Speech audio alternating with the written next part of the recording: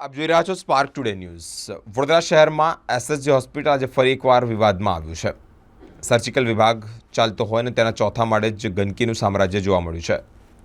દાદર ચડતી વેળાએ જ લોકો અહીંયા થૂકીને ગંદુ કરી રહ્યા છે, ત્યારે કૂતરાઓ ન્યુરોસર્જિકલ વિભાગમાં પોતાનું ઘર બનાવીને બેઠા છે। કૂતરાઓ તો ગંદુ કરે જ છે, પરંતુ સાથે સાથે અનેક જગ્યાએ ગંદકી પણ જોવા મળી રહી છે। અહીંયા પેશન્ટો સારવાર માટે આવે છે, ત્યારે સારવાર વ્યવસ્થિત મળે કે કેમ તે તો પ્રશ્નાર્થ હોય છે, પરંતુ અહીંયા કૂતરા પણ જોવા મળી રહ્યા છે, ગંદકી જોવા મળી રહી છે। એસએસજી હોસ્પિટલનું તંત્ર હાલ અત્યારે સફાળા જાગે તો વહેલું સારું છે।